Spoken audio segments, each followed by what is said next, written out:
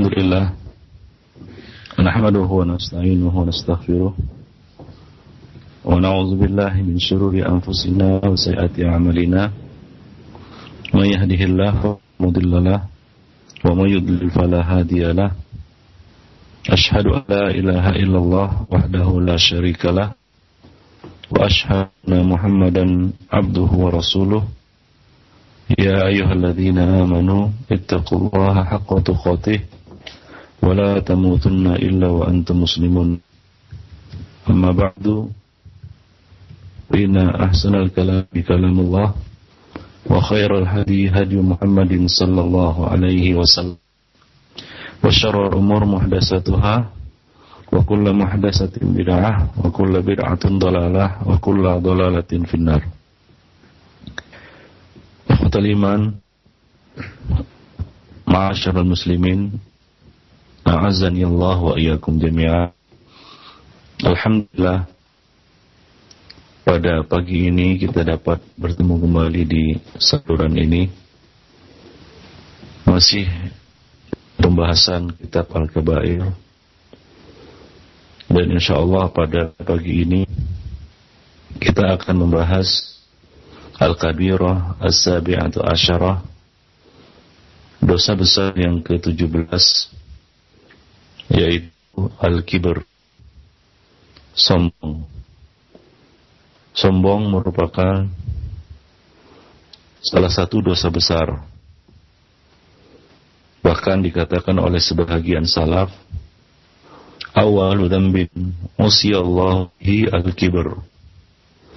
Dosa pertama yang Allah Subhanahu wa ta'ala didurhakai dan dosa itu adalah kesombongan, dosa sombong.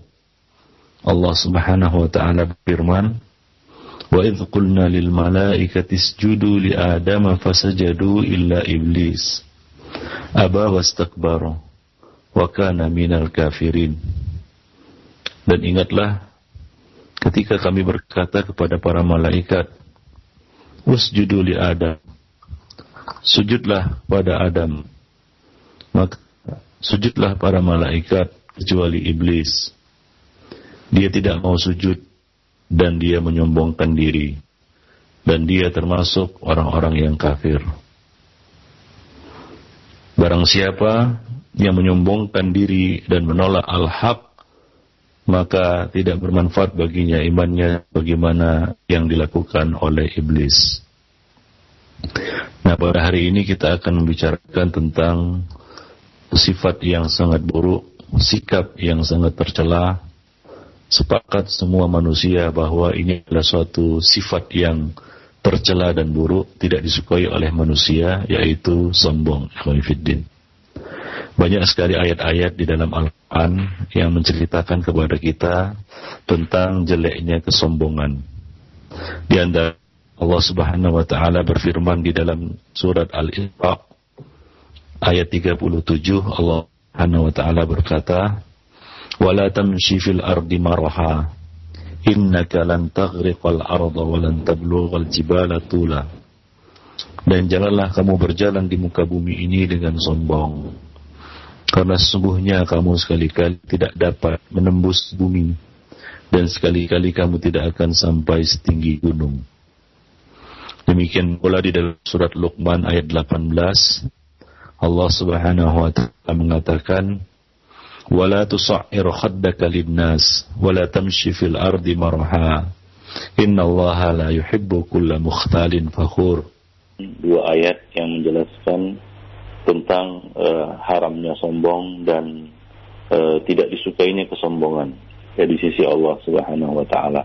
Nah, kemudian adapun hadis-hadis Rasulullah sallallahu alaihi wasallam ini sangat banyak sekali yang memperingatkan kita dari sifat sombong. Di antaranya adalah hadis yang diriwayatkan dari Abdullah bin Mas'ud radhiyallahu anhu dari Rasulullah sallallahu alaihi wasallam, beliau bersabda, la yadkhulul jannah man kana fi qalbihi mithqala dzarratin min kibr. Tidak akan masuk surga orang yang di dalam hatinya terdapat kesombongan sebesar biji sawi.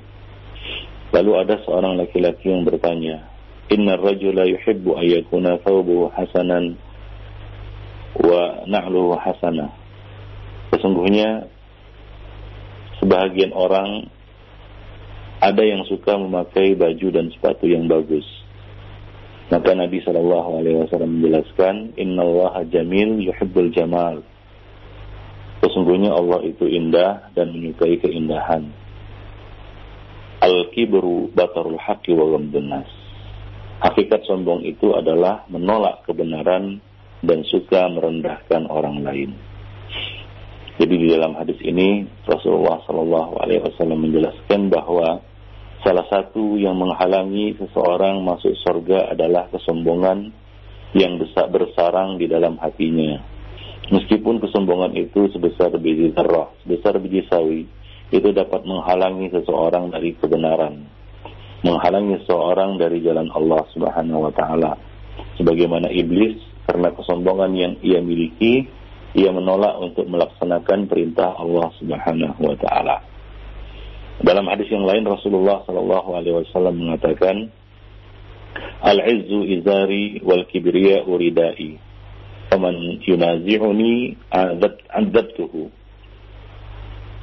Keperkasaan adalah sarungku dan kesombongan merupakan selendangku. Jadi al-kibr adalah selendang Allah Subhanahu wa taala. Barang siapa merebutnya dariku, maka aku akan menyiksanya. Adzabtuhu. Ya, jadi diancam bagi orang-orang yang merampas sifat ini dari Allah Subhanahu wa taala, yaitu dia menyombongkan dirinya yang sebenarnya dia tidak patut untuk sombong, maka Allah Subhanahu wa taala akan menyiksanya.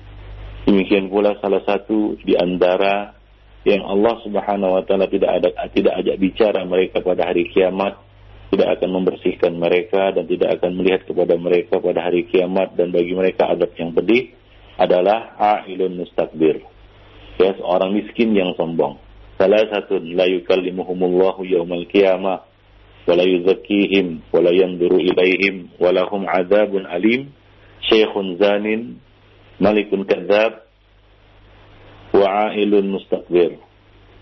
3 orang yang tidak akan diajak bicara oleh Allah pada hari kiamat, tidak akan disucikan, tidak akan diperhatikan, tidak akan dilihat, dan untuk mereka adab yang sangat pedih, yaitu orang yang sudah menikah berzina, raja yang berdusta, dan orang fakir yang sombong, orang miskin yang sombong.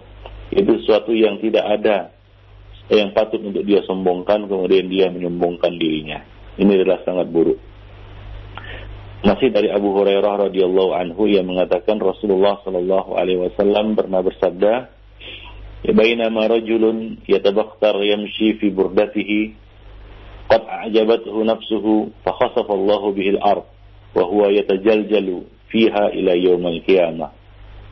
Ketika seorang laki-laki berjalan dengan mengenakan 2 helai pakaian dengan sombong dan merasa kagum terhadap dirinya sendiri, tiba-tiba Allah Subhanahu wa taala menenggelamkannya ke dalam bumi, dan ia tetap seperti itu hingga hari kiamat.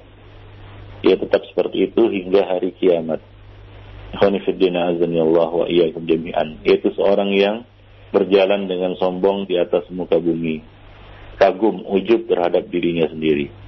Demikian pula ya Rasulullah sallallahu alaihi wasallam pernah bersabda, "Ala ukhbirukum bi ahlil jannah?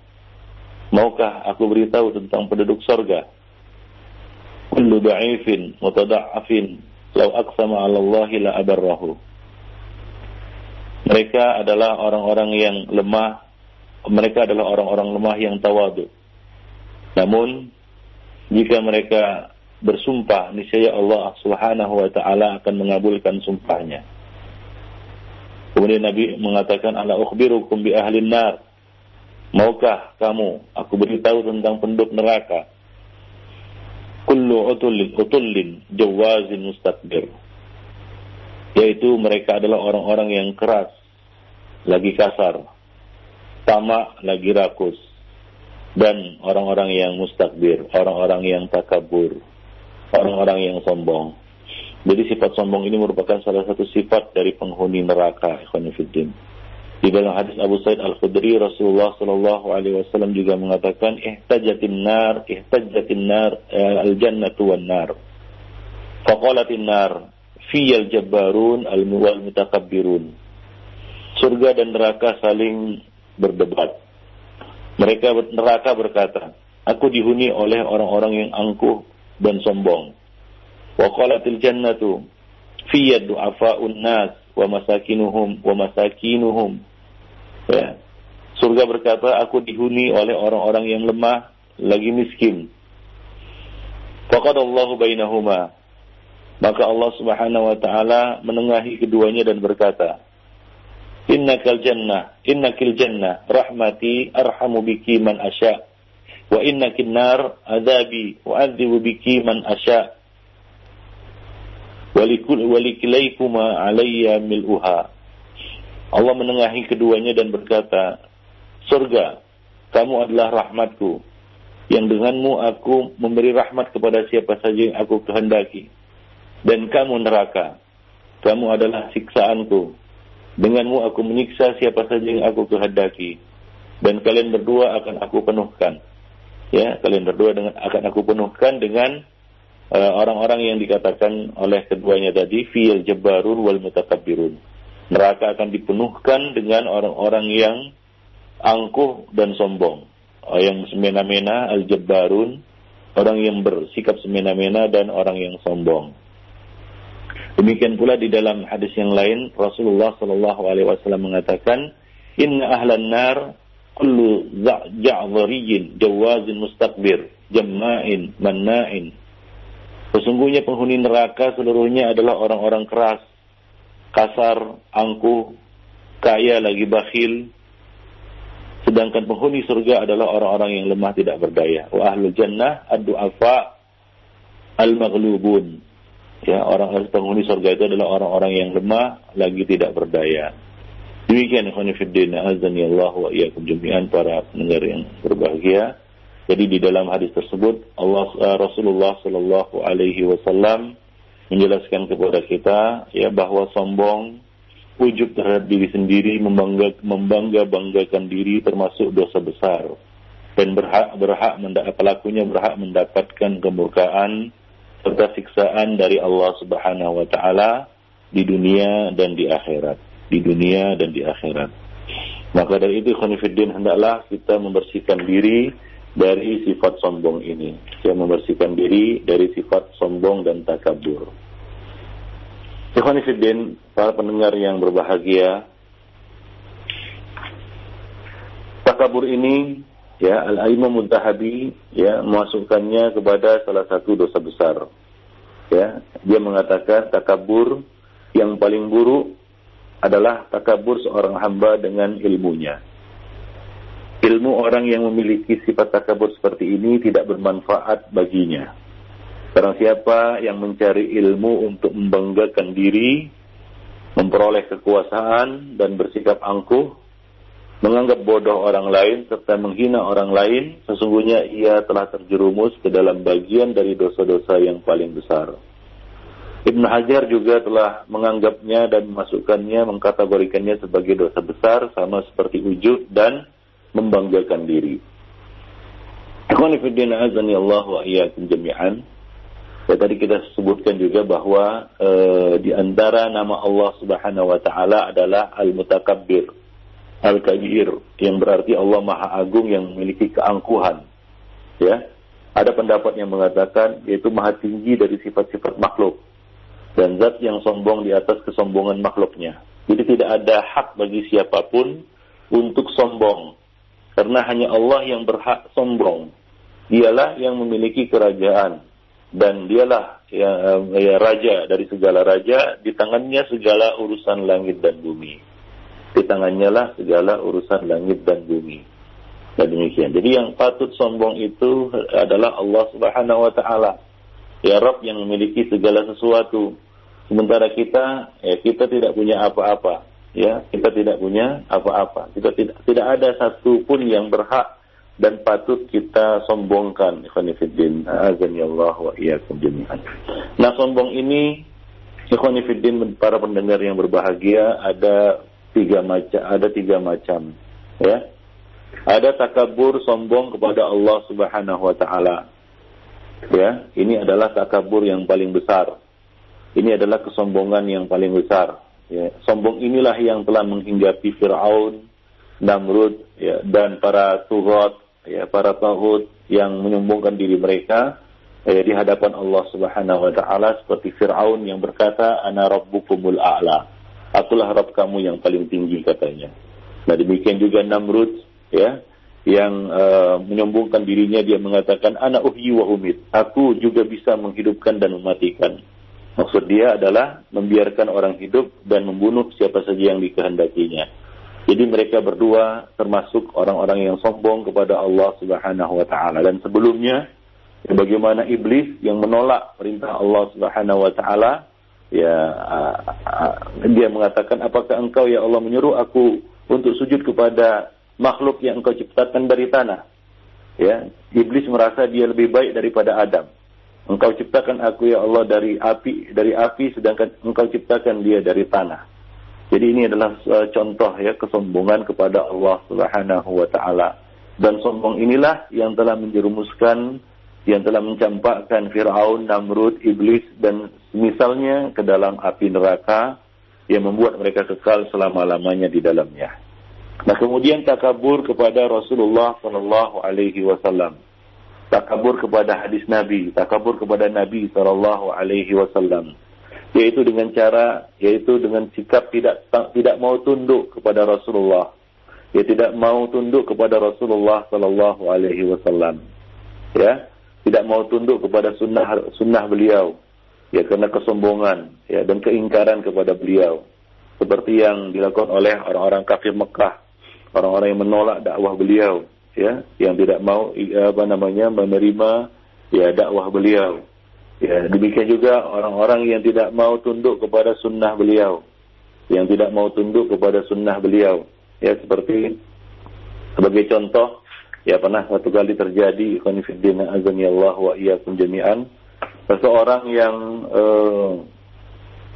dikatakan oleh Nabi sallallahu alaihi wasallam, ya, dalam Sahih Muslim ini disebutkan bahwa seseorang makan di dekat Rasulullah sallallahu alaihi wasallam dengan tangan kirinya.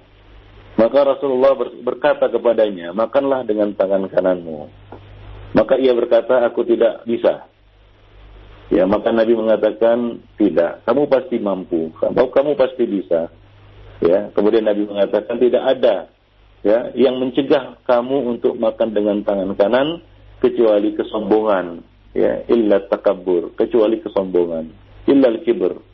Maka akhirnya, ikhwan fillah, para pendengar yang berbahagia, orang tersebut tidak mampu mengangkat tangannya ke mulutnya. Ya, tidak mampu dia mengangkat tangannya ke mulutnya. Coba lihat akibat dari kesombongan itu, ikhwan fillah. Demikian pula Al-Imam Nawawi di dalam kitabnya meriwayatkan dari Muhammad bin Fadl At-Taimi, yaitu di dalam syarah Muslim, ya, di dalam syarah Muslim, "Inna ba'dal mubtadi'ah," ya, bahwa ada sebahagian pelaku bid'ah, ya, lamma sami'a bi hadzal hadis, yaitu ketika yang mendengar hadis, yaitu tentang apabila salah seorang dari kamu bangun dari tidurnya, maka janganlah ia mencelupnya hingga dia mencuci tangannya, ya, sebanyak 3 kali, karena dia tidak tahu, ya, di mana dia letakkan tangannya. Kemudian ada salah seorang mubtadi'ah, ahli bid'ah, ketika mendengar hadis ini dia mengatakan, ya, mustahzi, ya, seperti orang yang mustahzi, ya, mutahakkiman, orang yang mengejek dan melecehkan, meremehkan. Dia mengatakan, "Ana adri aina batat yadi."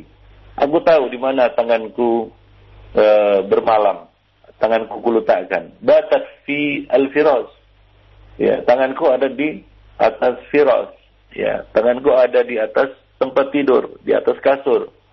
Fa'asbaha wa qad adkhala yadahu fi duburihi ila dhira'ihi. Maka pagi harinya dia dapati tangannya sudah masuk ke dalam duburnya sampai ke sampai ke pergelangan tangannya. Dia masuk ke dalam duburnya sampai ke pergelangan tangannya. Nah, demikian ikhwan fillah, bagaimana seorang itu mendapat akibat, ya, langsung di dunia dari sifat sombongnya itu. Jadi bentuk yang kedua dari kesombongan adalah sombong kepada Rasulullah sallallahu alaihi wasallam. Sombong kepada sunnah beliau, ya, tidak mau tunduk dan patuh kepada beliau, ya, Rasulullah sallallahu alaihi wasallam. Kemudian